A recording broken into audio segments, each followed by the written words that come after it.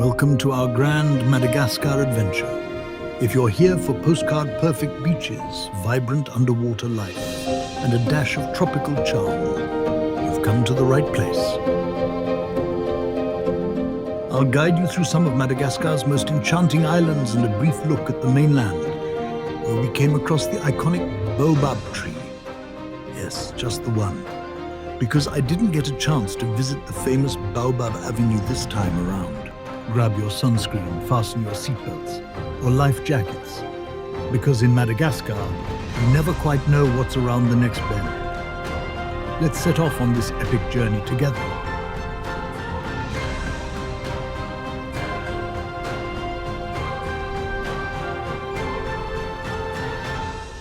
All right, let's pause the postcard-perfect scenery for a moment and talk about some practical tips before you pack your bags and head off to Madagascar. Trust me, a little know-how can go a long way here. Flights to Madagascar can be an adventure in themselves, often involving layovers in major African or European hubs. When you land, be prepared for a smaller airport than you might be used to. The process for getting through immigration and retrieving your luggage can be, let's just call it, charmingly manual. So, patience is key. Smile at the staff, and they'll often smile right back. Once you're on the island, you'll quickly realize the electricity situation can be hit or miss. Make sure to bring the right power adapter. Madagascar typically uses the European 2-pin plug, Type C or E. A universal adapter is your best bet, plus a power bank, especially if you're planning to capture every lemur you see on camera.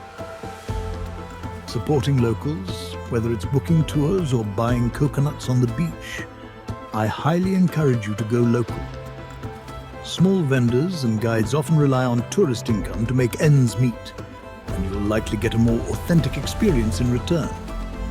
Just be aware that some beach vendors can be persistent, no different from many tropical destinations around the world. A friendly no, thank you usually does the trick if you're not interested. Madagascar uses the Malagasy Ariary, which can be a bit tricky if you're not used to handling a bunch of zeros. Don't be surprised if you feel like a millionaire for a day when you exchange your dollars or euros. However, be mindful that smaller vendors might have limited change, so keep a stash of smaller denominations.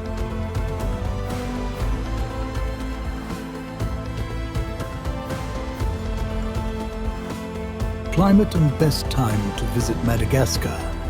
Madagascar's climate can vary dramatically depending on the region, but generally, the dry season runs from April to October, and the rainy season from November to March. If you're looking to dodge heavy rains and potential cyclones, aim for that dry window. Though keep in mind some areas might still experience sudden downpours. Madagascar is a beautiful maze of cultures, landscapes, and logistical quirks. Above all, bring your sense of adventure and curiosity. This island will reward you with memories you'll cherish for a lifetime. Now that we've got the practicalities out of the way, let's dive back into our island-hopping escapade.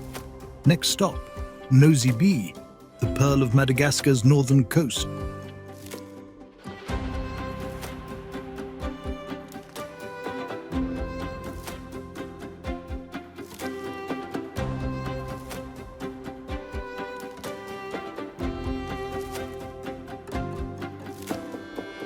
After soaking in the basics of traveling in Madagascar, it's time to hop over to Nosy Be, often hailed as the perfume island of Madagascar, thanks to the fragrant plantations of Ylang Ylang. Located just off the northwest coast, Nosy Be is where postcard dreams meet real life.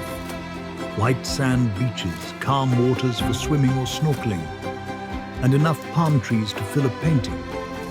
The island's name translates loosely to Big Island in Malagasy, and trust me, it more than lives up to that title in terms of the sheer volume of natural beauty. When it comes to accommodations, we chose the Royal Andilana Resort and Spa. And let me tell you, this place redefines the word retreat. If you're looking for a place that combines modern luxury with that laid-back island vibe, I can't recommend it enough. For me, it felt like having a private oasis in a country known for its wild, untamed landscapes. And yes, sometimes you need a bit of pampering after a day spent venturing in the tropical sun. All set? Good. Because next up, we're setting sail to some of Nosy Be's smaller neighbors, like Nosy Fanihy, where the water's so clear, you'll think you've stepped into a travel magazine spread.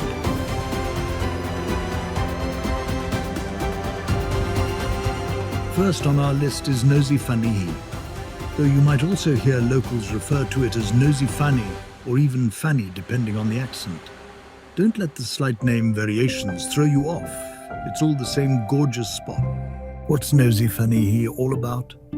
Imagine an unspoiled island surrounded by sparkling turquoise waters, where the shore is sprinkled with smooth stones and coral fragments.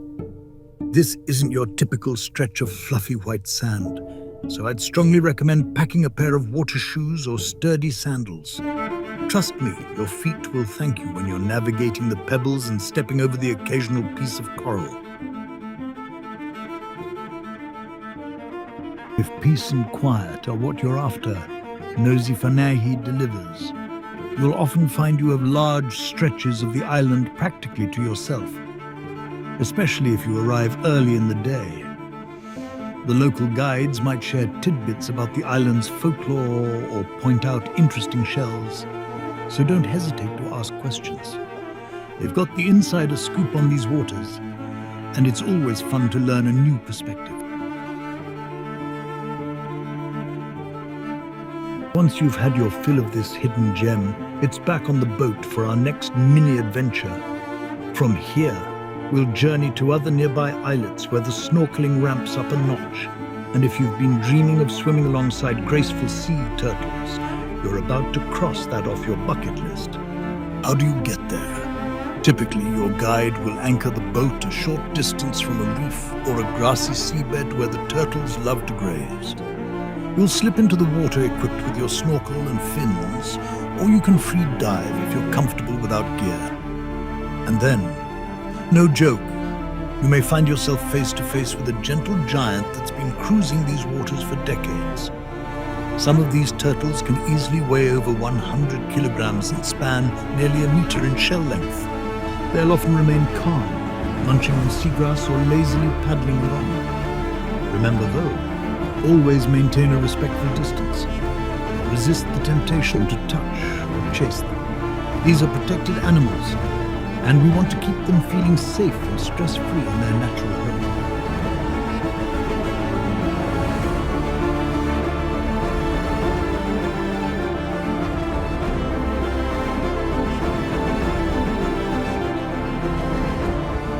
After snorkeling with sea turtles near Nosy Be, we were ready for our next big adventure, Nosy Antsoha and Nosy Iranja. Instead of booking through a formal tour agency, we opted for a local guide we met right on the beach. Now, is there a bit of risk in that? Sure. But supporting local entrepreneurs is one of the best ways to ensure your tourism dollars go directly to the people who call these islands home. It's all about balance, exercising caution and common sense while also embracing the authentic Malagasy hospitality. Our journey began with a car ride across Nosy Be, heading to a more remote launch point on the opposite side of the island.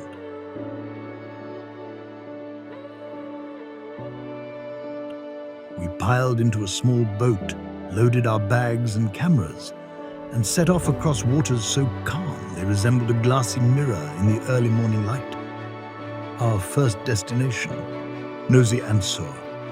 Nosy Antsoha is often celebrated for its population of lemurs, Madagascar's most iconic inhabitants. Unlike in the wild, where lemurs can be shy or elusive, here they've grown used to human interaction. And used to might be an understatement.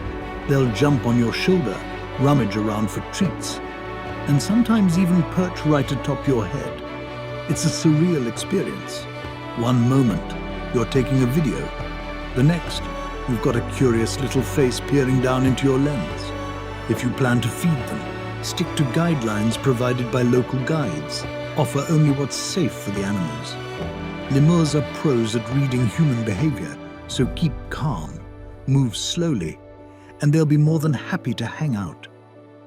Beyond the lemurs, Nosy Antsoha boasts scenic hiking trails and dense foliage teeming with chameleons and tropical birds. Even a brief stroll can feel like stepping into another world, one where nature reigns supreme.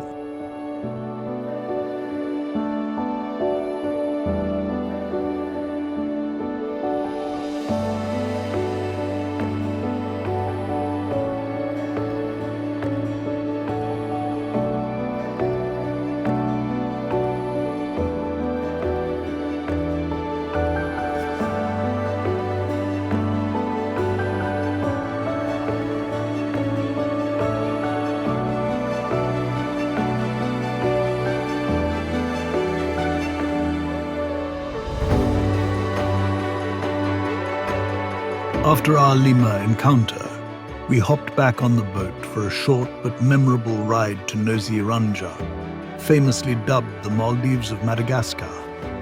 The nickname becomes obvious the second you see the powdery sandbank that connects two islands at low tide. Like Mother Nature's personal runway stretching across sapphire blue water, it's the stuff of travel brochures and daydreams alike. Once ashore, you can wander along this sandy corridor, collecting seashells and soaking up postcard-worthy views in every direction. Make sure to climb up to the lighthouse for a panoramic vantage point if time allows. You'll see nothing but horizon, dotted with distant islets. Locals may offer fresh coconuts or grilled fish, so treat yourself. You're on island time after all. Whether you're sunbathing, snapping photos, or floating in the shallows, Nosy Iranja will leave you with a sense of wonder, and more than a few stunning shots for your travel album.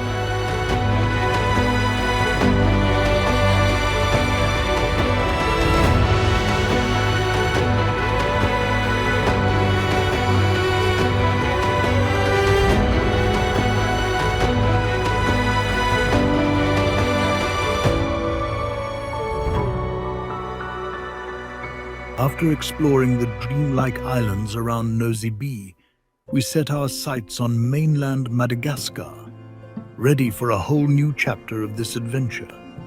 Getting there from Nosy Be typically involves a local ferry or small boat. And yes, you'll need your passport, so keep it handy. We arrived at Port Ankify, where our driver greeted us with a warm smile. The drive from Ankify toward our next stop offered a vibrant taste of Madagascar's folklore, colorful roadside stalls selling tropical fruits, lively local music playing from small shops, and people going about their day with an unmistakable sense of warmth and hospitality. It felt like stepping into a different world compared to the laid-back island vibes of Nosy Be, yet just as captivating.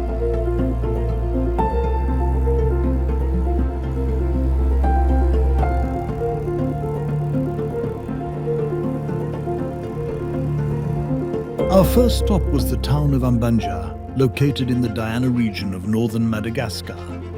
You might hear it called the capital of the country, and for good reason. The area's fertile soil and tropical climate make it perfect for growing cacao.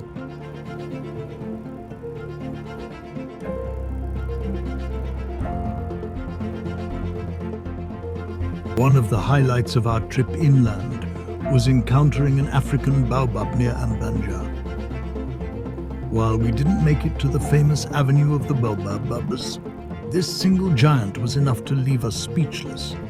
Baobabs can live for over 1,000 years, storing water in their massive trunks to survive drought conditions. Their thick, gnarled bark and spindly branches give them an almost otherworldly appearance, like they were plucked from a storybook.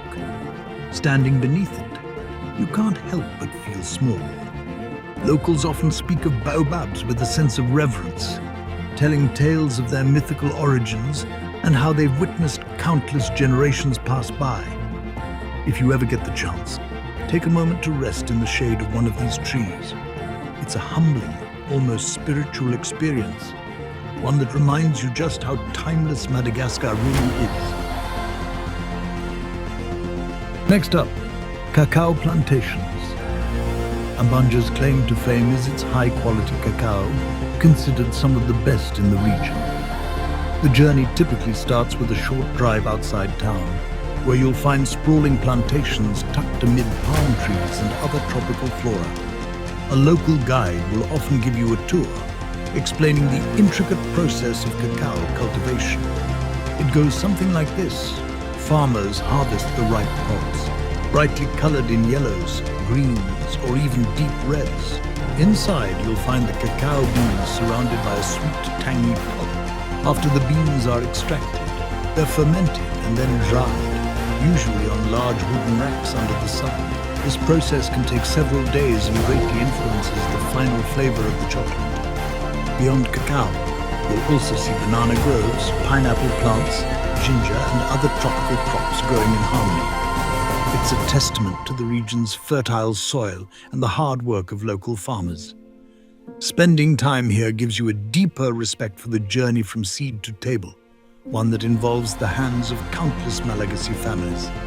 Madagascar is pure diversity of landscapes, wildlife and cultures. From ancient forests filled with lemurs to turquoise coastlines, there's wonder at every turn. We hope this glimpse inspires you to explore its raw beauty and experience the warmth of its people firsthand. Safe travels, and until next time.